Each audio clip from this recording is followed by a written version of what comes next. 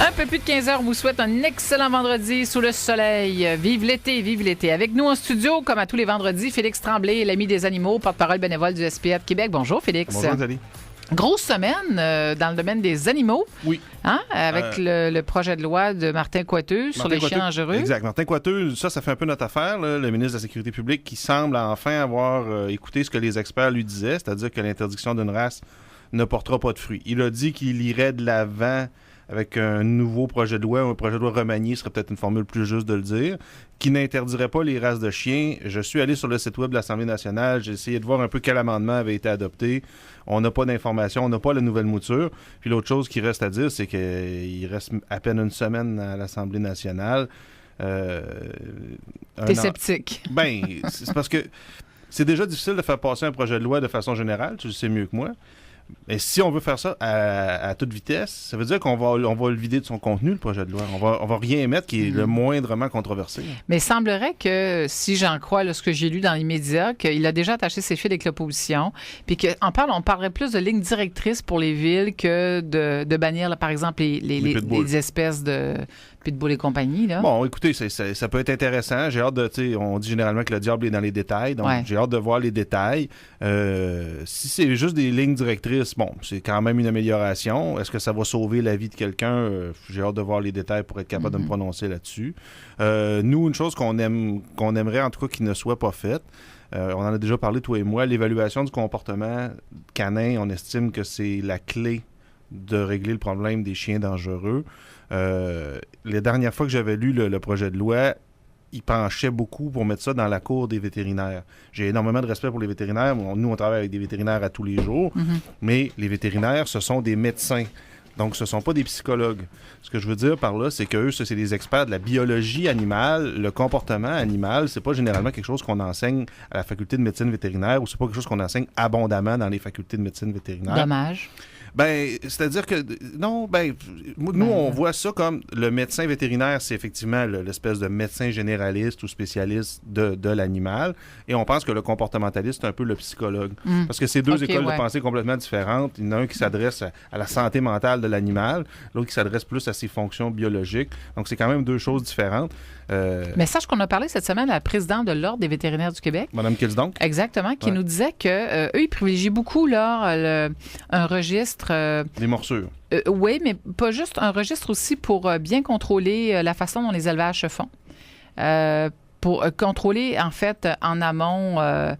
Je dirais, j'ai envie de te dire, pour diminuer l'intensité de dangerosité des bêtes. Là, je veux dire ça comme ça. Là. Généralement, dans le domaine animalier, on va pas parler de... Quand on veut parler de dangerosité, on va pas parler de race, on va parler de lignée. Oui, c'est ça. Donc, on va dire, ce géniteur-là, avec cette génitrice-là, ça donne pas des bons chiens, ça donne des chiens agressifs.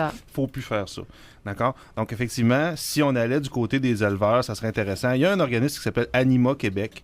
D'accord? C'est un espèce de registre volontaire des éleveurs qui souhaitent qu'on vienne examiner leur élevage pour qu'après ça, Anima Québec puisse attester que ce sont des éleveurs qui font bien les choses. C'est bon, ça. Le problème, c'est que comme c'est sur une base volontaire, la dernière fois que j'avais été voir sur leur site web, je pense qu'il y avait 10 éleveurs dans tout le Québec qui s'étaient enregistrés. Mais eux, ils veulent vraiment rendre ça obligatoire. Fait qu'elle, elle semblait assez encouragée. Elle dit, on a l'impression que notre discours a été en partie entendu, mais comme tu dis... Mme Kilsdonk, moi, je l'ai rencontrée quelques fois. C'est une dame très posée, très intelligente, qui a les intérêts du public à cœur. Donc, j'aurais tendance à penser que si elle est encouragée par ça, c'est bon signe. Mais on verra. On n'a pas vu le contenu. Fait que c'est difficile de commenter. On n'a pas vu le contenu. Il reste une semaine à l'Assemblée nationale. Disons. Mais le ministre Martin Coiteux avait l'air assez déterminé à le faire adopter. Mais je veux dire, Félix, on réussit ça, là. Ça va être quelque chose. Moi, je serais très surpris. Tu es sceptique. Ben, on fait partie du même club, mon cher. Tu veux nous parler, oui, les petits minous là, qui sont à l'adoption actuellement chez vous? Vous le savez, là, le domaine animalier, c'est un peu un domaine saisonnier. En hiver, on a beaucoup moins d'animaux. Là, j'étais tantôt dans la section d'adoption des chats. Toutes les cages sont pleines. Donc, on a 26 cages du côté de l'adoption. Toutes les cages sont prises.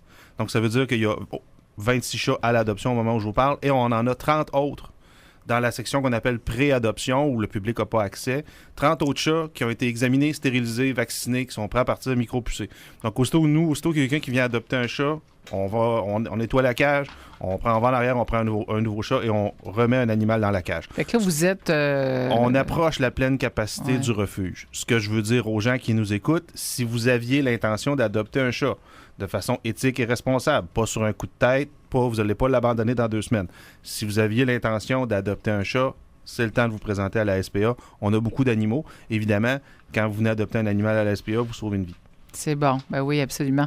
Puis c'est important d'insister sur l'adoption responsable. L'adoption responsable. C'est pour 10, 15, 20 ans, là. Exact. C'est pas un engagement parce qu'il est cute, puis là, 2 semaines après, il est plus cute. Il a fait un petit caca, ça me dérange. Ça dure combien de temps, la durée de vie d'un chat? C'est quoi, en général? Là? C'est entre 10 et 15 ans, habituellement. Entre 10 et 15 ans, quand même. Habituellement. Puis vous avez un lapin aussi à adopter? Bien, on a plusieurs lapins à adopter, mais il y a un lapin en particulier dont je vais vous parler qui s'appelle Tipou. Et Tipou, c'est le deuxième, vous l'avez peut-être vu dans les journaux, on avait mis Camomille, le premier lapin qui avait été stérilisé à la SPA de Québec. Avant, nos lapins n'étaient pas stérilisés. Maintenant, on commence à les stériliser. Et Tipou a été stérilisé le deuxième et il ne part pas. C'est-à-dire qu'on a de la misère à y trouver une famille. Donc, je voulais le dire en ondes. Parce que les lapins qu'on met une fois stérilisés, on a augmenté les tarifs. Ils sont passés de 20 à 60 $ parce que nous, il y a des frais vétérinaires qu'on encourt. Si jamais il y a des gens qui trouvent que 60 $ pour un lapin, c'est cher, dites-vous que si vous adoptez un lapin et que vous le faites stériliser ailleurs, ça va vous coûter à peu près 300 $ uniquement pour la chirurgie. Et pourquoi c'est important d'avoir un lapin qui est stérilisé? C'est qu'un lapin qui est stérilisé n'aura pas tendance à... va utiliser la litière, donc va être un animal qui va être propre. Il va pouvoir cohabiter avec d'autres animaux, il n'y aura pas d'agressivité. Et ce que Nancy Lachance de l'adoption lapin sans-abri me disait, c'est que même la durée de vie chez les femelles va être beaucoup plus longue, va frôler 10-12 ans, alors qu'une lapine qui ne serait pas stérilisée aurait une durée de vie de 3-4 ans. Ah oui. Donc, il n'y a que des avantages à avoir un animal stérilisé. Puis rappelle les consignes pour un lapin, parce qu'un lapin, dans le fond, là, c'est comme un chien, c'est comme un chat. C'est un peu comme un chien, un peu comme un chat, c'est-à-dire qu'on ne penserait pas à avoir un chien puis le laisser dans sa cage toute la journée. C'est la même chose. Si vous voulez avoir un lapin, c'est un très bel animal, mais ça veut dire que vous devez le libérer dans la maison quelques heures par jour pour qu'il puisse se promener. La cage, c'est un peu comme sa chambre à coucher, c'est-à-dire que vous le mettez là quand vous voulez qu'il se passe plus grand-chose. Mais il ne faut pas avoir un lapin dans le but de le laisser uniquement dans sa cage, sinon vous allez en faire un animal qui va être malheureux, puis peut-être qu'à ce moment-là, il va développer, comme on disait tantôt, on parlait de l'évaluation du comportement, peut-être qu'à ce moment-là, il va devenir irritable ou agressif.